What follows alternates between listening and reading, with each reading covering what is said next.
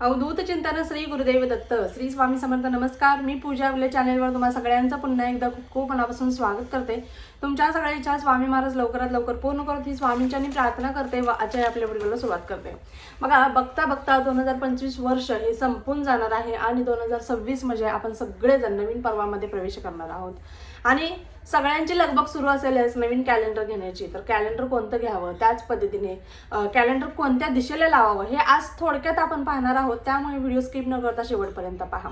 ज्या प्रकारे घड्याळ ही आपल्या जीवनाची वेळ दर्शवत असतं, घड्याळाच्या काट्याप्रमाणे आपलं जीवन कधी कधी सुरू असतं. तुम्हाला पण माहिती आहे, प्रत्येक मिनिटाचं सेकंदाचं महत्त्व प्रत्येकाला असायला हवं. घड्याळ आपल्या जीवनाची वेळ दर्शवत असतं, आपल्या जीवनाचा काळ दर्शवत असतं. त्याच पद्धतीने कॅलेंडर देखील घड्याळाप्रमाणेच आपल्या जीवनाचा काळ वेळ देखील ठरवत असतं. त्यामुळे कॅलेंडर लावताना कधीही योग्य दिशेला लावणं अतिशय महत्त्वाचं आहे. जर अयोग्य दिशेला लावलं तर त्याचे परिणाम आपल्याला भोगावे लागतात आणि त्याचे दुष्परिणाम आपल्या कुटुंबावरती, आपल्या कुटुंबातील व्यक्तींवरती जाणवायला सुरुवात होत असते. त्यामुळे कॅलेंडरची योग्य दिशा कोणती हे देखील ठरवणं तितकंच महत्त्वाचं आहे, बरोबर ना? तर कॅलेंडर कोणतं घ्यावं, बघा, ती प्रत्येकाची इच्छा आहे, वेगवेगळी इच्छा आहे.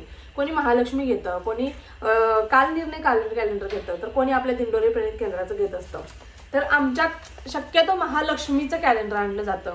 दिंडोरीचं पण मी आणून ठेवते, कारण याच्यामध्ये आपल्याला आता हे गेल्या वर्षीच आहे, या वर्षीच अजून मी आणलेलं नाहीये आणि हे नवीन महालक्ष्मीचं कॅलेंडर आहे. आता बघा, प्रत्येकाची चॉईस असते. महालक्ष्मी कॅलेंडर तर घरामध्ये आमच्या घरी तरी हवंच असतं, कारण बघा याच्यामध्ये आता एक प्रकारे यात्रा, सण वार सगळं काही महालक्ष्मी कॅलेंडरमध्ये एकदम डिटेलमध्ये दिलेलं असतं. आणि दिंडोरीपर्यंत केंद्राचं आपण कॅलेंडर का घेतो, म्हणजे मी तर का आणते, कारण याच्यामध्ये राहुकाळ दिलेला असतो. राहुकाळ रोजचा 1.5 तासाचा राहुकाळ, कोणत्या दिवशी कोणता राहुकाळ आहे हे स्पष्ट त्याच्यात दिलेलं असतं आणि आपण राहुकाळाप्रमाणे सेवा पूजा अर्चना करत असतो. एकादशी कधी आहे ते दिलेलं असतं, संकष्टी कधी आहे. आता महालक्ष्मीमध्ये पण असतं, पण कधी कधी बघा आपल्याला पौर्णिमा कधी आहे म्हणजे 2 दिवसावरती येते, मग कधीची पकडायची ते कळत नाही. त्याच पद्धतीने कधी कधी 2 दिवस एकादशी येते, तर ती कधी पकडायची ते समजत नाही. किंवा सत्यनारायण कोणत्या दिवशी करायचं ते कधी कधी समजत नाही आपल्याला 2 दिवसावरती आल्यावर. तर या कॅलेंडरमध्ये हे देखील कळतं. या कॅलेंडरमध्ये भरपूर प्रकारच्या आध्यात्मिक गोष्टी देखील असतात. त्याच पद्धतीने शेतकऱ्याने पीक कधी पिकवायला सुरुवात करायला हवी, कोणतं पीक केव्हा घ्यायला हवं, कशा पद्धतीने काळजी घ्यायला हवी हे देखील या कॅलेंडरमध्ये दिलेलं आहे. त्यामुळे हे कॅलेंडर म्हणजेच आपल्या दिंडोरी प्रेरित केंद्राचं कॅलेंडर देखील अतिशय महत्त्वाचं आहे.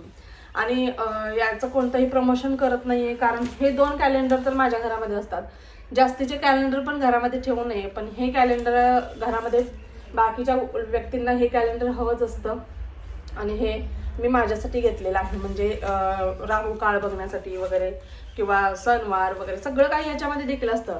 त्यामुळे हे 2 कॅलेंडर तर आमच्या घरामध्ये असतातच. आता हे गेल्या वर्षीचंच आहे, ते तुम्हाला मी दाखवते. पण महालक्ष्मी कॅलेंडर हे या वर्षीचं नवीन कॅलेंडर आहे आणि हे आत्ता मी आणलेलं आहे, पण अजून दिंडोरीचं आणलेलं नाही. तर याची योग्य दिशा कोणती, कोणत्या दिशेला लावायला हवं, बघा, कॅलेंडर कधीही लावताना आपण योग्य दिशा ठरवायला हवी. आता योग्य दिशा कोणती, आपल्या घरातील पूर्व आणि पश्चिम या दिशेलाच आपल्याला आपलं जे काही कॅलेंडर आहे ते लावायचं आहे. भरपूर लोकांचं तुम्ही पाहत असाल की मुख्य दरवाजाच्या मागेच लटकवलेलं असतं एखादं लावायचं स्टिकर वगैरे. म्हणजे आता आपण अडकवायसाठी स्टिकर आणतो, बरोबर, ते अडकवायचं आणि त्या खेळायला लावून द्यायचं. किंवा कोणाकोणाचे मुख्य दरवाजाच्या मागेच कपडे अडकवलेले असतात, तुम्ही देखील बघत असाल. तिथेच कुठेतरी कॅलेंडर अडकवून ठेवायचं खालवर, संपला विषय. घरामध्ये आलं, दरवाजा बंद केला की डायरेक्ट कॅलेंडरमध्येच आपला तिकडेच नजर जाते. त्याच पद्धतीने ती काय कोणतीच त्याला योग्य दिशाच नसते. बेडरूमच्या दरवाजाच्या मागे असेल किंवा कोणी कोणी बाथरूममध्ये लावतं, कोणी कोणी किचनमध्ये लावतं. किचनमध्ये एक वेळेस ठीक आहे, कारण बघा आपण घरामध्ये मांसाहार करत असतो त्यावेळेस ते पण योग्य दिशा असायला हवी. नाहीतर कुठेतरी लावले, अडकावून टाकले, आपलं तसं नाही करायचं. तर त्याला देखील योग्य दिशा असायला हवी. दरवाजा मागे वगैरे कॅलेंडर लावू नका, अतिशय चुकीची पद्धत आहे.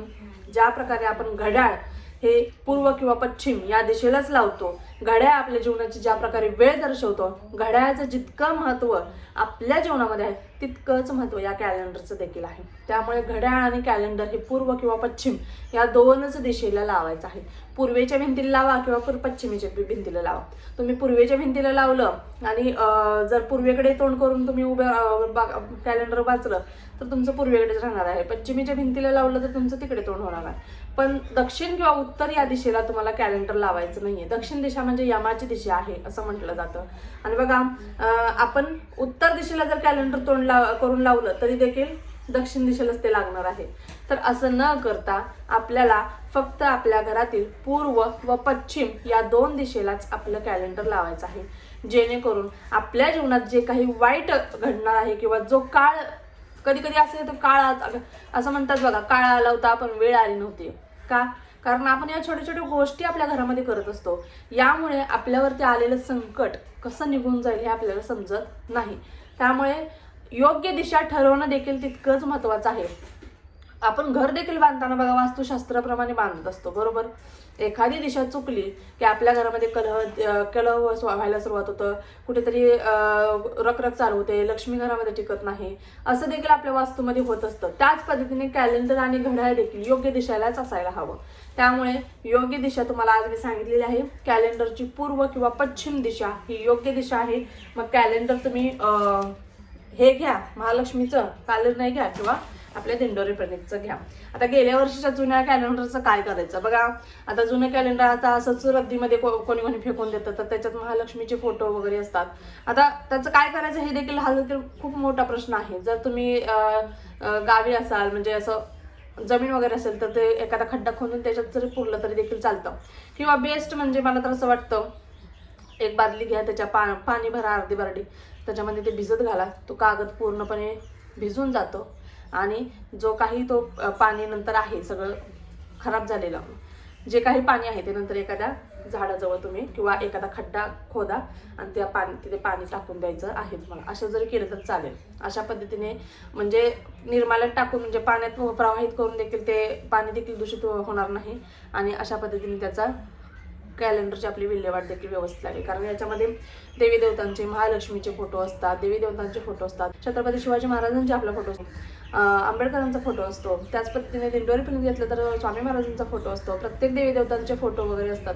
त्यांचा अपमान आपल्याकडून होणार नाही याची काळजी आपण घ्यायची आहे. त्यामुळे त्या छोट्या छोट्या चुका आणि आपल्या कॅलेंडरची दिशा व्यवस्थित बघायची आहे आणि त्याच दिशेला कॅलेंडर लावण्याचा प्रयत्न करायचा आहे. व्हिडिओ आवडत असतील तर खरंच व्हिडिओला लाईक करत जा, शेअर करत जा आणि सबस्क्राईब करा. कारण तुम्ही सबस्क्राईब केलं तर असेच नवनवीन व्हिडिओज तुमच्यापर्यंत नक्कीच पोहोचत राहतील. श्री स्वामी समर्थ.